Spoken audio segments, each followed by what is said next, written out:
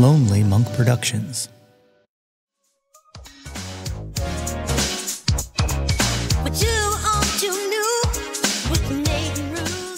Welcome to Too Old, Too New, the music discovery podcast that brings you something old, something new, something Nate, something Bruce.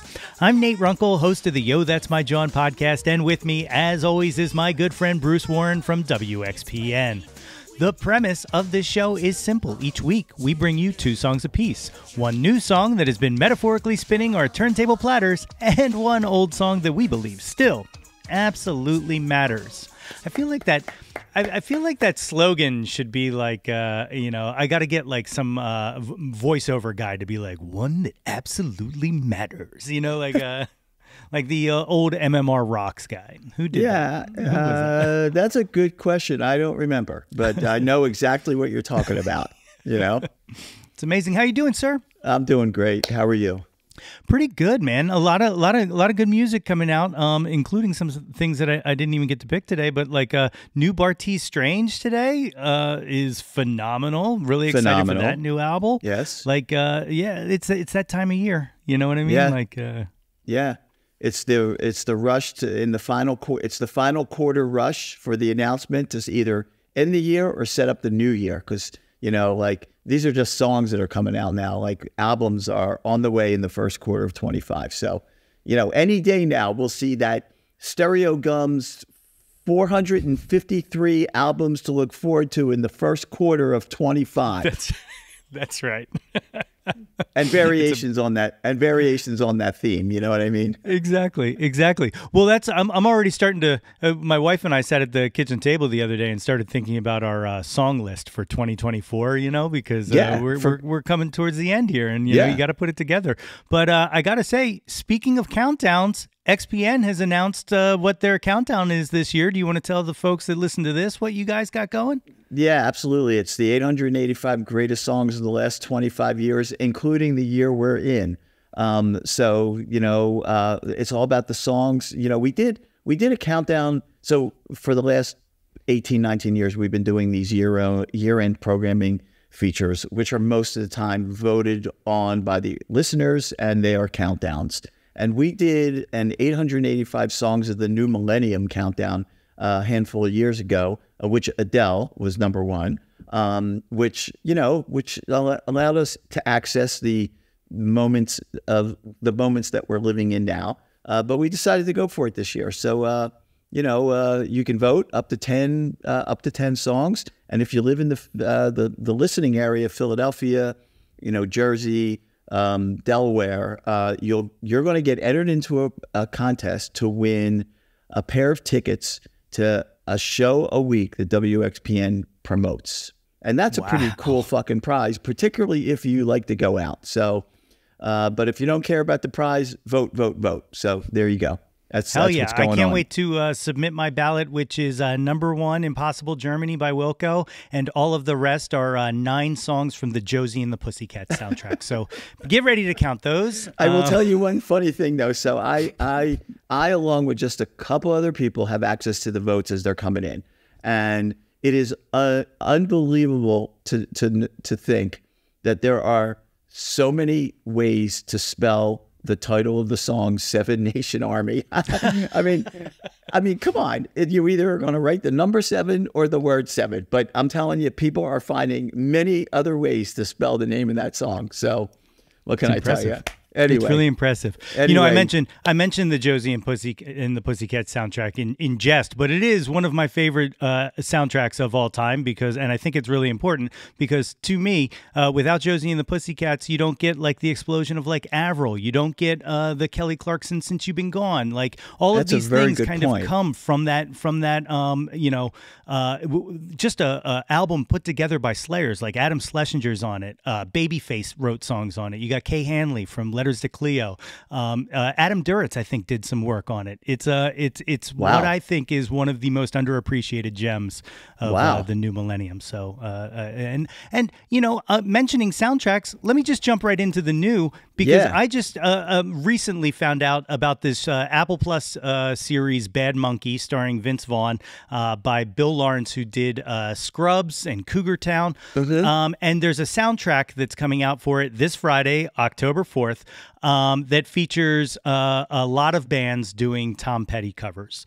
And every single one of them is phenomenal. It's sure so is. good. Yeah. I'm super excited because one of the ones that they haven't released yet that I'm like sitting on my hands for this Friday to hear is Weezer doing Here Comes My Girl. And that's like one of my favorite Tom Petty songs. And of course, you know my love-hate relationship with Weezer. So I'm excited for that. But my selection today is what I think the best track on the Bad Monkey soundtrack. And that is You Wreck Me, as covered by Philly's own War on Drugs. So let's hear a little bit of that right now. In trouble town.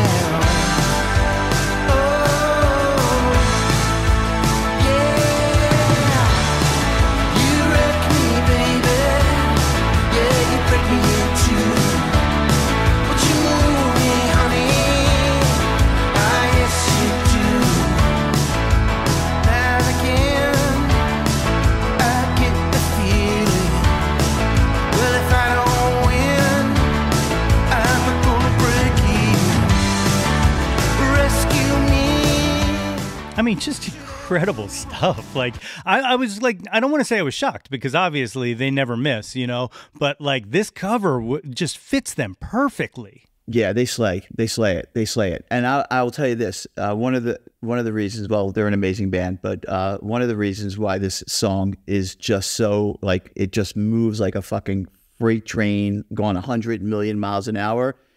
Believe it or not, it's Pat Berkery on drums. I don't know if you knew that or not. I did not. Yeah, so he occasionally does some drumming for the Drugs. He's been featured on their albums over the years. Charlie Hall, of course, is the primary drummer who tours with them and records most of the stuff with them. But every once in a while, Philly's very own Pat Berkery plays drums, and he plays drums on this. And Pat himself, he does a Tom Petty, it's called the Tom Petty Appreciation Society, that he puts together like once or twice a year. At Johnny Brenda's, and they actually have, and it's sort of like a who's who of the local music scene. And if you're a Petty fan, you don't want to miss this because it's absolutely fun. They just nail every freaking song. But yeah, War on Drugs, man, they smoke on this one. Beautiful. So it's so good. It reminds me of like, I remember when I heard their Dead cover from that Dead tribute a few years ago, and I was just like, man, they should just work more cover. Like, I don't want non-original songs from the Drugs, but if they're gonna do them, they're gonna kill them each time. Like, it's amazing. Yeah. Well, they did Touch of Grey. Didn't they do that? Didn't they do Touch of Grey for that Grateful Dead tribute album? It was on I think it was on 4AD or Beggar's Banquet. Like all these like amazing indie rock bands covered the Dead. And then, Accidentally Like a Martyr, of course, I know Adam's a huge Warren Zevon fan. And so that sort of made sense. But yeah, you're right, man. It's they just nail all the covers. They know it. What do you got for new this week? I got something so brand new that it's only gotten, a couple hundred spins so far because I've only been listening to it for a few days now. It is a song by a singer-songwriter named Beatrix, Beatrix. And, we all catch songs in many different ways, you know what I mean? And a couple of the most trusted sources that I have for new music reached out to me literally a few days ago and said, hey, what do you think of this song? And I was like, I fell instantly in love. Beatrix is originally from New Jersey. Moved to LA a couple of years ago, is classically trained, sort of raised on 90s alt. She put together a great team of folks to help her make her debut, which came out in July. The album's called Vertigo. And this song in particular is starting to make the buzzy rounds, if you know what I'm saying. It's called Swing Set Heart Attack by Beatrix. You were here.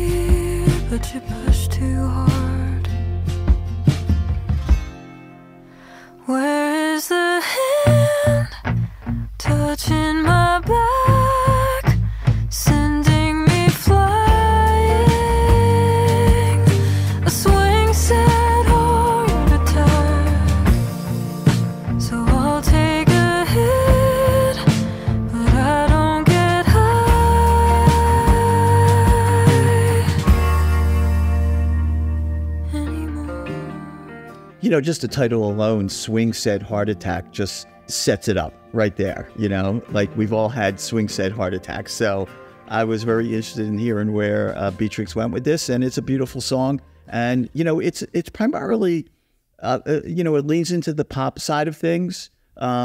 It's so accomplished. It's so accomplished, and don't you love when we get records by artists that like we don't know and that aren't like that are just self-released, like independent records? Like there is so much talent in the world. It's like incredible. So I've been listening a lot to this record. Good stuff. Good stuff. It's a great record. You sent the song through and I hadn't heard it either. So I went and I checked the album out, and like the album opener, Tie Your Shoes, unbelievable, has like right? an incredible Nielsen feel to it. Like it's just, it's stellar. And then like the title track, Vertigo, like is just a rocker. And then like you said, like I'm glad you pointed out like the accomplished feel, because like, this doesn't feel like an album by someone you never heard of. Like this feels like it should fit in like, somewhere deep in someone's catalog. It's so strong. That's a great line, Nate. That's a great way to describe this record, So anyway, two good things, man. Love it. Love it. Yeah.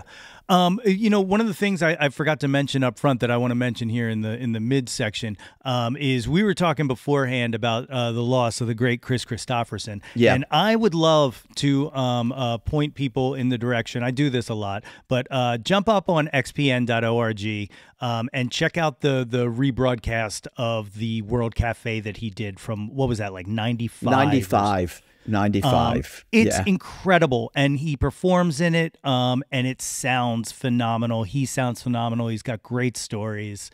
What a loss, man! Like just a big loss. The other thing I said to you, thanks for pointing that out. The other thing I said to you, it's like most casual fans of Chris Christopherson know the handful of big songs, but like, man, there's a reason why he's a fucking legend. He's an incredible storyteller. And I spent all of yesterday pretty much listening to Chris Christopherson, just like going through particularly the earlier days. And then that album that he cut with the Highwaymen. I mean, forget about it. I mean, it's ridiculous. So great loss. But we have his music to live forever. So that's a really awesome thing. Yeah, it's fantastic. You want to give them your old, because you have something incredibly special today. Well, thanks. This is old, but it was completely new to me, right? So I went to see Michael Kiwanuka and Brittany Howard the other night at the Met. Brittany went on first in the changeover, the 32-minute changeover. I was counting. They were playing music in the house before Michael Kiwanuka came up, and I didn't know any of the songs. I recognized one song by the Sonics, but they were playing this incredible mix of like weird funk and psychedelic music. It was incredible.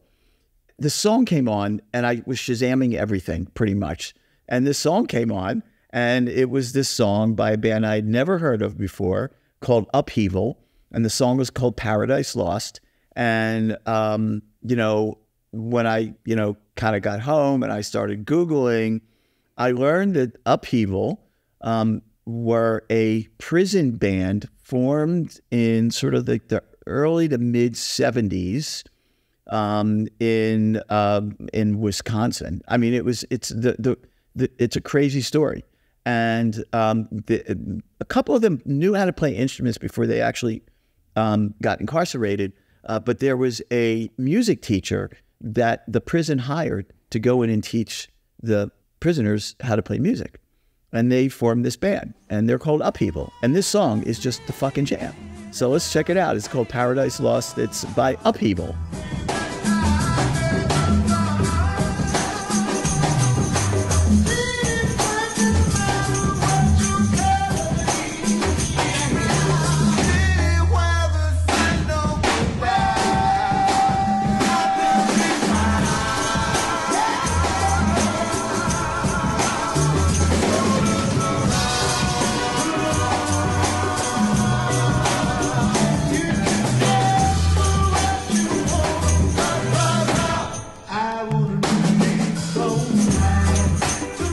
Anyway, listening to that song, that is the band Upheaval.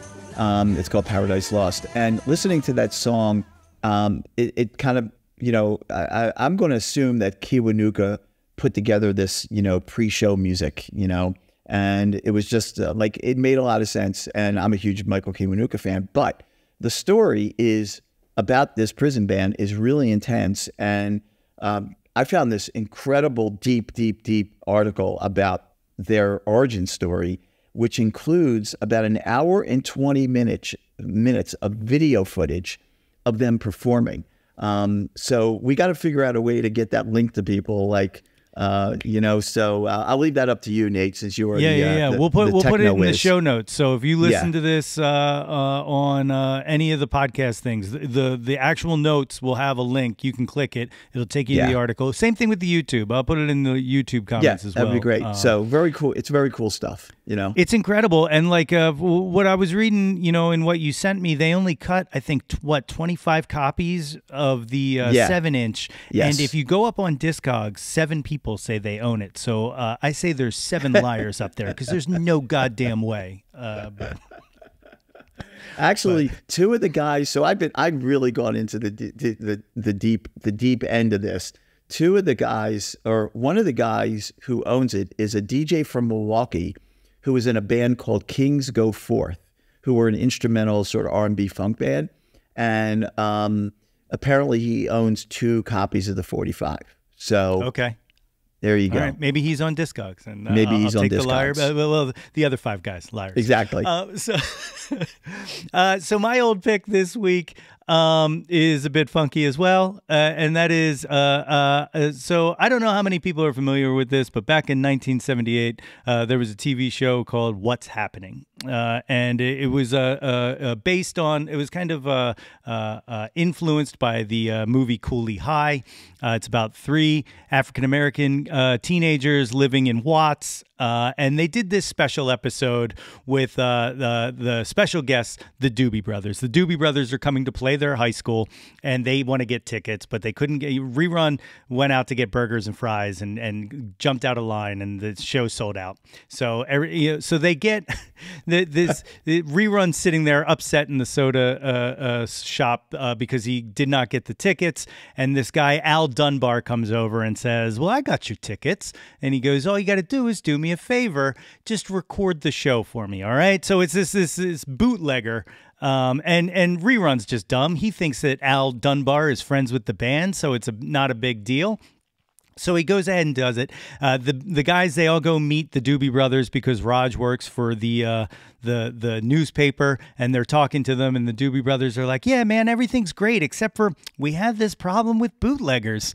And all of a sudden, Rerun realizes he's been duped. So it's a 2-part episode. It's crazy. Hijinks ensue. It's great. It's great. It's absolutely. But it's up on YouTube now. Throwback TV uploaded the entire 2-part episode, and I watched it, and it's absolutely incredible because the entire second episode, I would say a good 20 minutes of it is just a Doobie Brothers concert. There's no episode to it whatsoever. Whoever wrote that episode got paid for writing an intro and outro to a Doobie Brothers concert. But one of the songs they performed in it, they played a bunch during the episodes. They played Echoes of Love. They played Little Darling, I Need You. They played Black Water and Taking It to the Streets, and Take Me in Your Arms, Rock Me a Little While. But what I picked today is they played I Cheat the Hangman, all right? And they just played the instrumental outro to it, which is so out of place in this episode and in their set because it's very proggy. All right. And in the episode, they have like flaming mallets hitting gongs. It's like absolutely insane. So definitely check that out on the YouTube. But let's hear a little I Cheat the Hangman by the Doobie Brothers.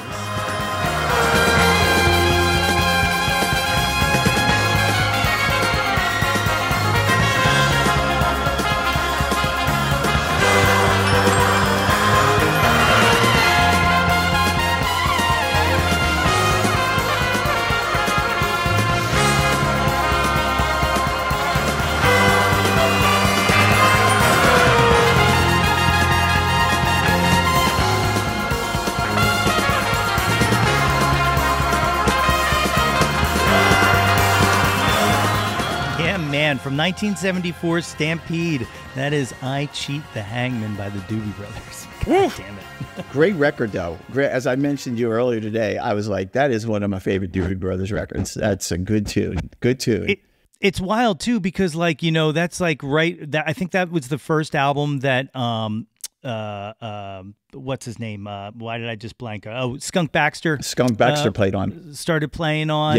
Yeah. Produced by Ted Templeman, who we talked about today, who just has a career, you know, an absolute career doing not just the Doobie Brothers, but also both Van Vans, Halen, baby.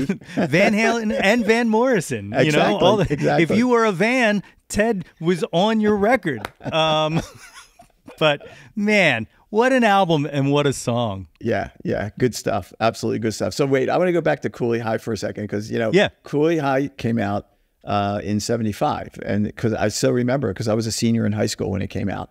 And, you know, it was on the heels of the Welcome Back, Kotter television time, I guess, with Freddie Boom Boom Washington. What's his name? Lawrence Hilton Jacobs was in that movie, right? Yes. Huge movie. I love that movie. It was so good great stuff. Well, you know what the funny thing is about this episode is like all this stuff about bootlegging in it and all is so taken so seriously, and the cops get involved. And I read this interview with Patrick Simmons from the Doobie Brothers, and he's got this quote that's amazing that I wrote down here, which is, it's silly looking back on it now because everyone is recording shows on their phones and giving it away on YouTube, but it was a different world in those days. But it's so true. Like, I don't remember when it switched, but all of a sudden, like, recording a show is not a big deal anymore. But I remember when I was a kid, like, you know, you'd get like a Japanese import of like someone's, you know, undercoat recording of a show from Alabama just to try to hear what it sounded like. But that's right. Man, different times. Yeah, absolutely. Different times. All right. Well, good stuff, my friend. As always. Yes. Always. As always, like I always say, you know, check the show notes for links to all these songs, plus the playlist, the Spotify playlist, which will be updated with all of our selections. You can find us both on the socials. You can find me at Yo That's My Jawn, and you can find Bruce at Some Velvet Blog, who wrote about Merce Lemon's new album, which is absolutely phenomenal on his Substack. So check that out because Throwing It Back, that was Bruce's first new pick for the podcast. So it's like bringing it all back home again. You can hear Bruce every Saturday from 10 a.m. to 2 p.m. on WXPN, and you can normally hear me on Why Not Radio from 5 to 8 on Mondays, plus the Yo That's My Jawn's podcast, which comes out every once in a while whenever I feel so fit. Still, the episode with Josh from Mondo Cosmo up there. If you want to check that out, you're more than welcome to do it. Bruce, we did it again. Yes, sir. All right. Well, I'll see you down the road somewhere. Too Old, Too New with Nate and Bruce is a Lonely Monk production, produced and hosted by Nate Runkle and Bruce Warren. Please be sure to rate, review, and subscribe to the show on your podcast provider of choice. If you have any music you think we should hear, or if you would just like to reach out to us, please feel free to email us at tooldtoonewmusicpod@gmail.com. And as always, thanks, and we will catch you next time. Live the truth.